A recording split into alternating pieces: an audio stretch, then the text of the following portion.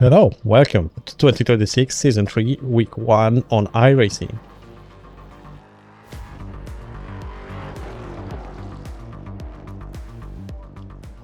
We're going straight to qualifying on the Sports Car Series with Euronascar, Brands Hatch Indy.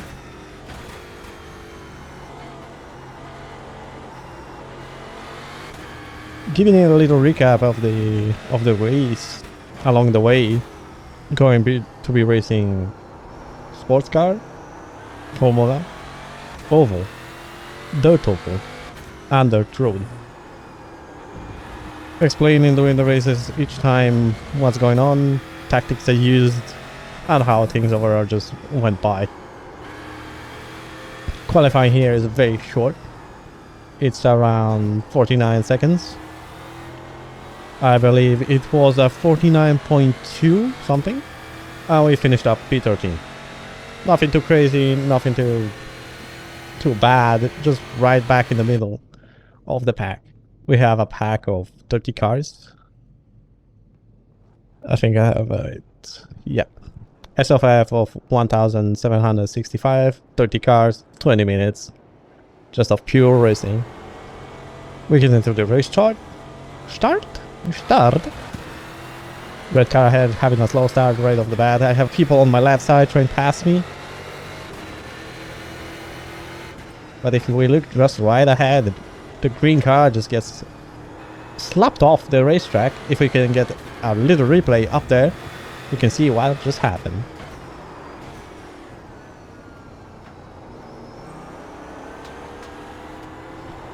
Another car out of the race, the car number 3.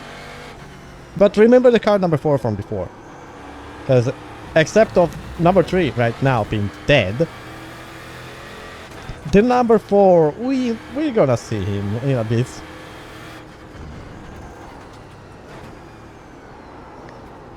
With the race start, we're just trying to stay behind these cars, trying to see if we can get any opportunities. The blue Chevy behind, just sniffing the same way that I do to these two guys in front. Just any opportunity to pass. Trying to get around on the car 10, but too much power sliding off, losing time. Still have them side by side. And then, if we can get the outside can as well, we can see just a textbook pass on the 18 car. Easy peasy, get it home. These are the things that you need to do in the race starts. Find mistakes and take the full advantage of them. Sit a little bit behind and you might find your way through. Now, sitting behind the car number 10, kind of an antagonist of this race. So we're gonna see him quite a few times.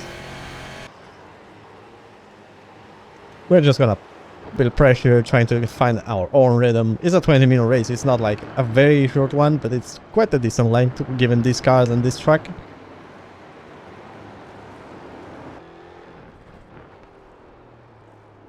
We get up to lap 7.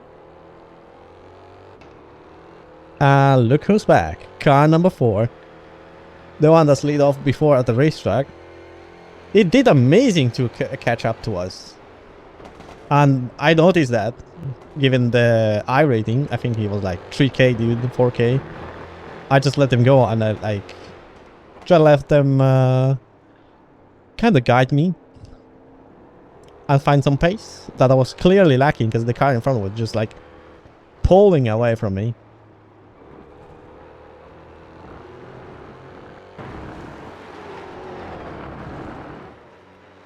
Also, if you like the livery, it's one of the liveries I've done. I'm gonna link it in the description. It's a Renault Laguna 3, modified to look like the old school BTCC Williams Laguna race car.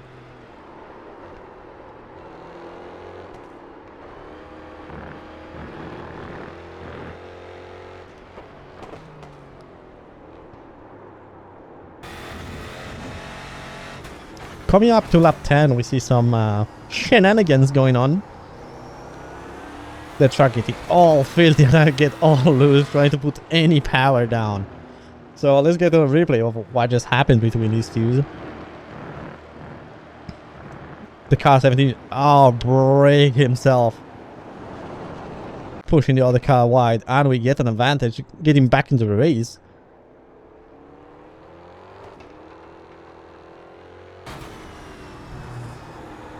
Car number 4 already pushing for a pass now.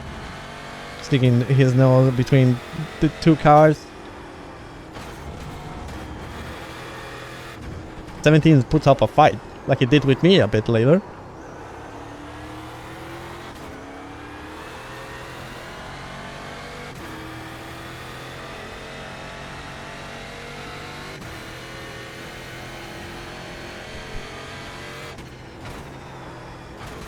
Nice and easy, trying not to do any mistakes and just stay as close as possible, finding any opportunities in his front. Got number 4 and going for a move, and I think that one sticks. 17 is going out, and yeah, the track is so loose with that gravel that came back from the racetrack.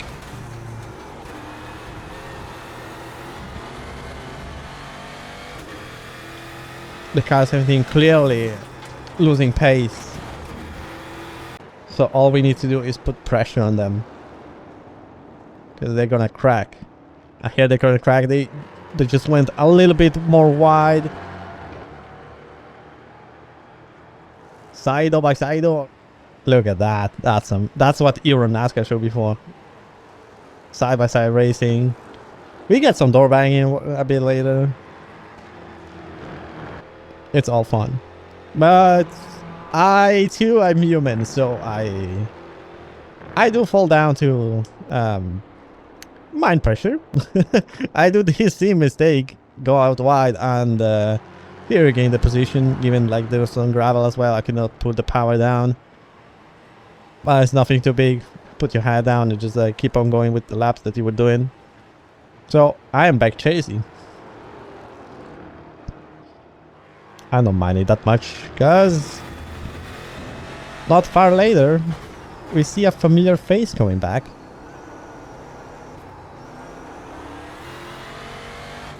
This is a few laps after. Yeah, it's lap 20 already. So we've been like chasing each other 4 or 5 laps.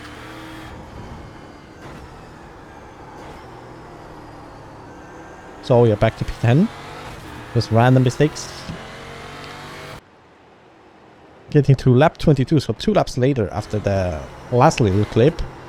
And now we find the familiar space I was saying.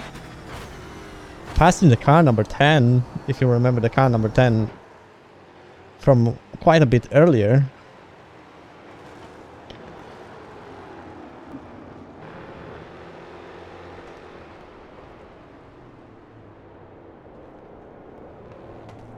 We get almost towards the end. We get car number 10 just sniffing our back. Putting pressure until we get to the last lap of the race. Me, car 17 and car number 10 just battling out for P8.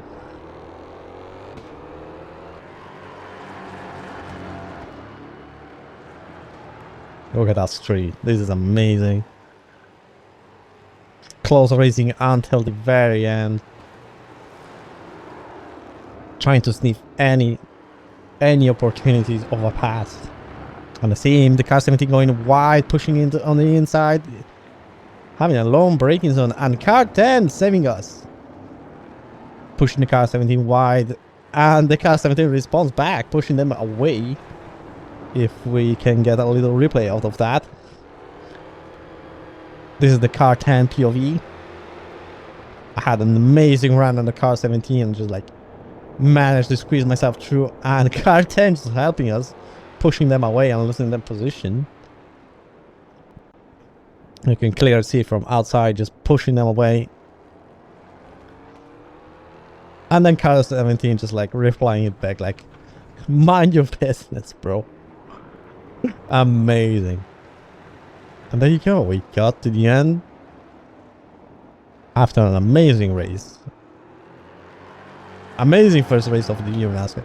Way more respectful than I expected, honestly. I expected something more crazy, more battles, more like bang indoors, like without respect, you know. But there was a lot of respect. Jumping now to the Formula Racing with the Dallara Indy Lights 15 at Road America. Let's get right into qualifying. Jumping from the Euronascar to this was quite interesting, to be honest. It was a familiar feeling, given I've driven these cars two seasons ago. But jumping from a low downforce brake with lots of horsepower like an Euronascar up to this not high horsepower, but like the downforce clearly plays a major role with this car, was really interesting to just like quickly readapt to it. But I did kind of fine. I was happy with my results. And I remember even the old tricks with this car. You kind of need to understeer it a little bit sometimes in the slow corners. How can I explain it? Alonso style.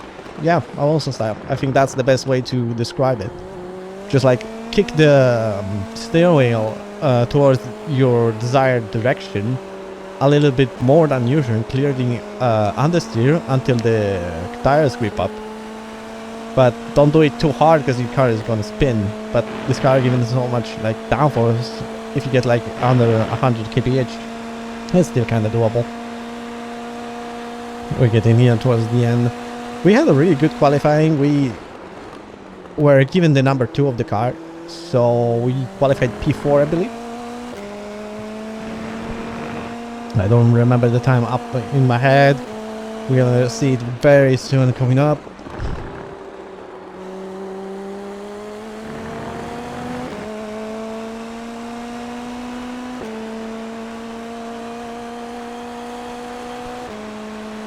And here we are towards the end. We qualified P4 out of 18 with a 154.85. Jumping to the racetrack was quite a bit odd, can I say. It's a 50-minute race with a push to pass, but car number 1 just flies by quite early, catching everyone off guard.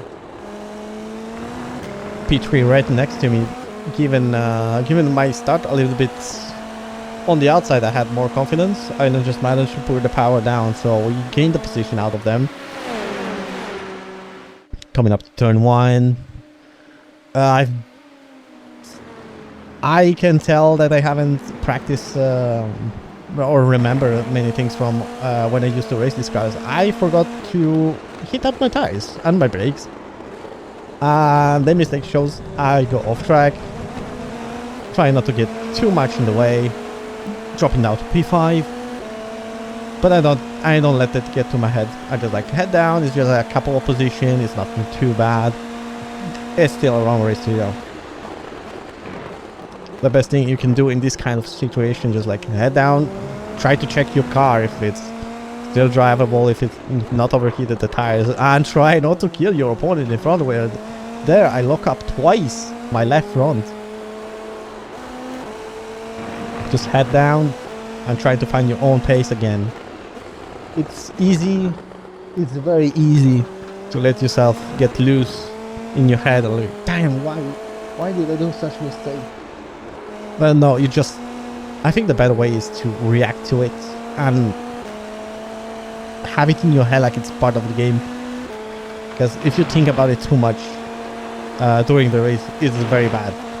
Like you can see me right now, I just forgot about it. I locked in. I'm back fighting, just building up pressure, not going for a move, but just tangling with his rearview mirror. Always be there in his head. That's kind of my tactic that I used before as well with the number 17 car, if you remember, on the sports car race. Because that's kind of the things that you have to do. You are battling humans, not robots. Coming up to lap 3, I get one of my first taste of a pass of this guy, but this guy knows how to fight and how to position his race car. So I go out wide. I do not get the run that I wish for. So it's back to doing just building up pressure, being in their mirrors. because that's the best thing you can do. Coming up to the next corner, you can clearly tell how he is looking at me, just positioning his car in the middle of the track. It's good, but sometimes you overdo it. Like right now, I catch so much to them and they lose the car in front. And you can clearly tell that he's frustrated with me in the back mirrors. Because he's losing so much time to go ahead. And he has the pace. This guy has the pace. Because at the end of the race, he was the car behind me. After an incident later. And he was catching. Every single lap he was catching. Second after second. Because we have a big mistake coming up, actually. And this is what happens if your brain just like gets too overloaded and try to process stuff. I try something new.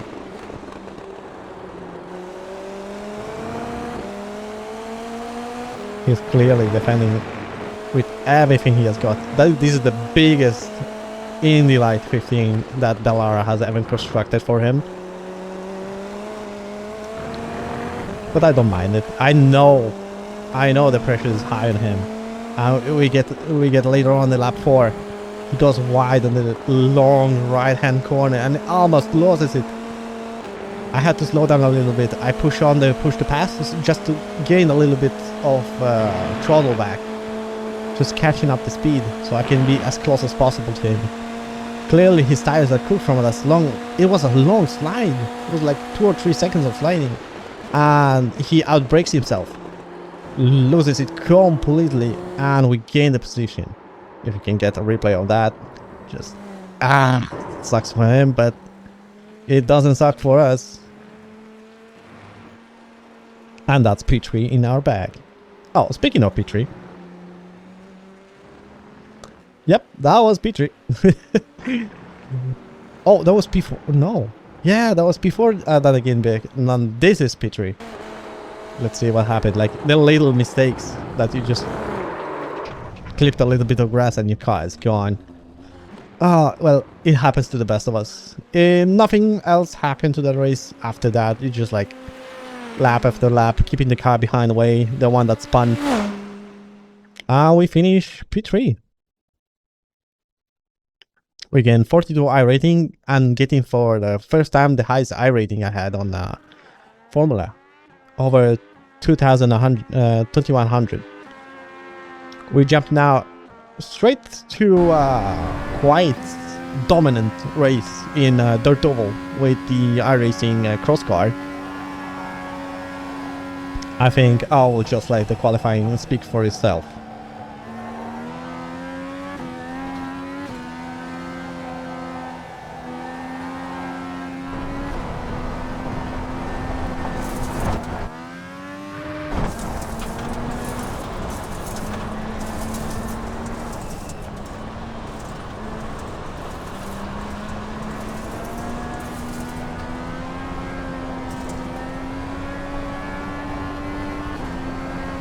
And that was 40.7, qualified P1 with a huge margin, almost half a second. We get straight to the race start. We had 6 laps with a mandatory joker, but yep, I've seen my opponents for the first lap, then I haven't seen them at all. It was a very dominant race. I got the fastest lap, the pole position, and I just led every single lap of the race.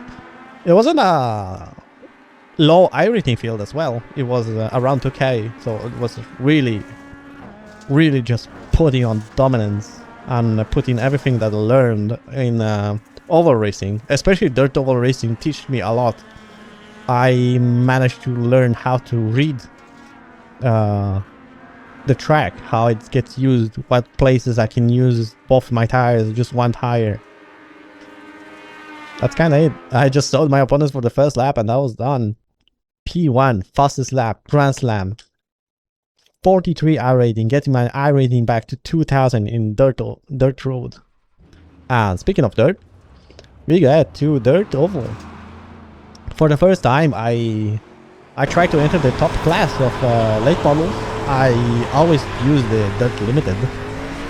We go straight into qualifying. Not a strong qualifying at all. I was struggling with this car, and the amount of power that this car has compared to the limited version, it's insane. I did choose the fixed setup race, but yep, it's a 40 lap race or 30 minutes if we get any cautions. And this is the race start. Keep in mind I was struggling here, but luck came out my way straight away.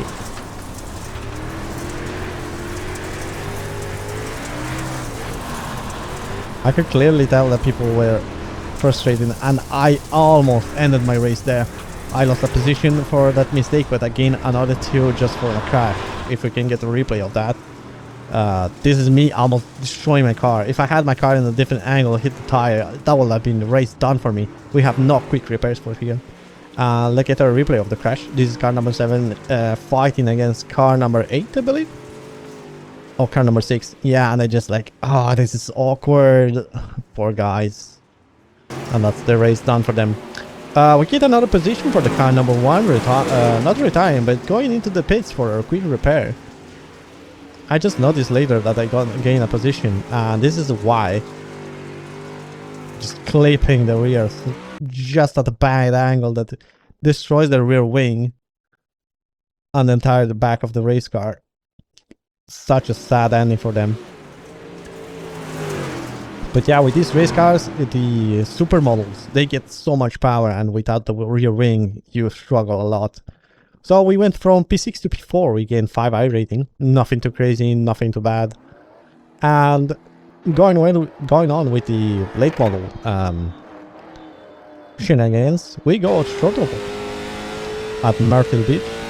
This is qualifying. Again, as dirt oval. This week wasn't my oval week. Usually I'm quite strong in oval races, but this was not my week. I had both racetrack that I struggled on. This not so much. Getting P8 with a 18.7.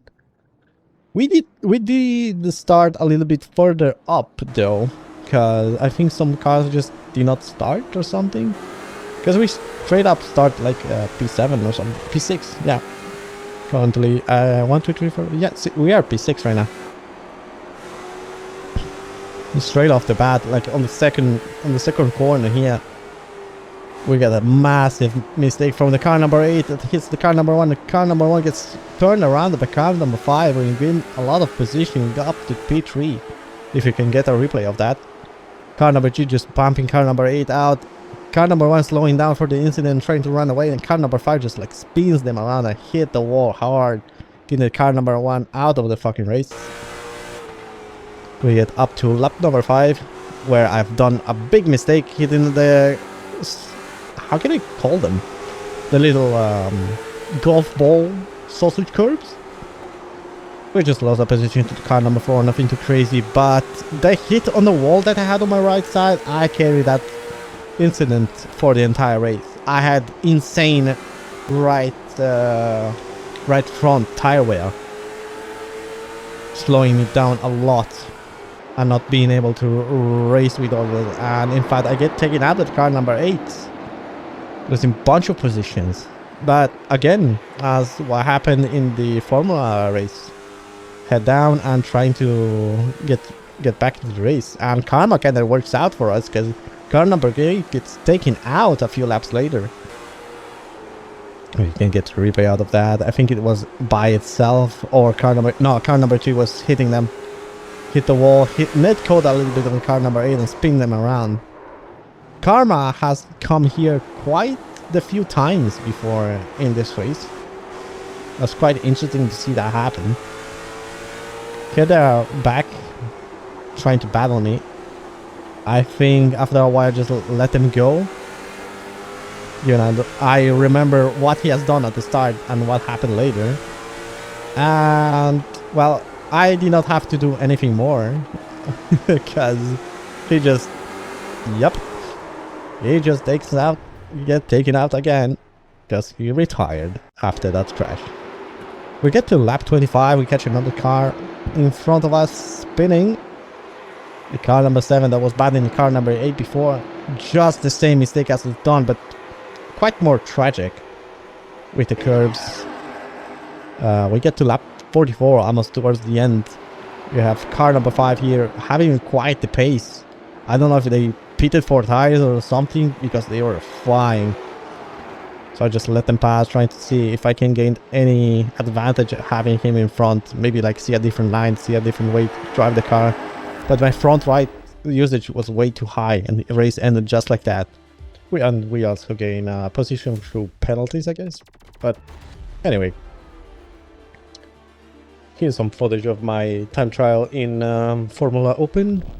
Just to kind of talk about the direction I'm kind of going. Let me know if like you have guys any suggestions how I can maybe improve the footage, like if the pacing is alright, or if I should, as I got the suggestion to maybe split up the races, but I'm kind of doubtful of that because like for example the RallyCross series, I just dominated the race and that was it. Or like the double stuff, nothing much happened. So there will be like maybe short videos. But also for the sound, I do not know if I feel like implementing music during the races. I did experiment with it and it didn't fit the vibe. It kind of should be like a bit more situational, maybe just like at the start and the end. Right now I just like put it at the start and the end of the video. But leaving you to the sounds of the Mercedes W13, if I'm not mistaken, till the end of this video. See you guys in the next week.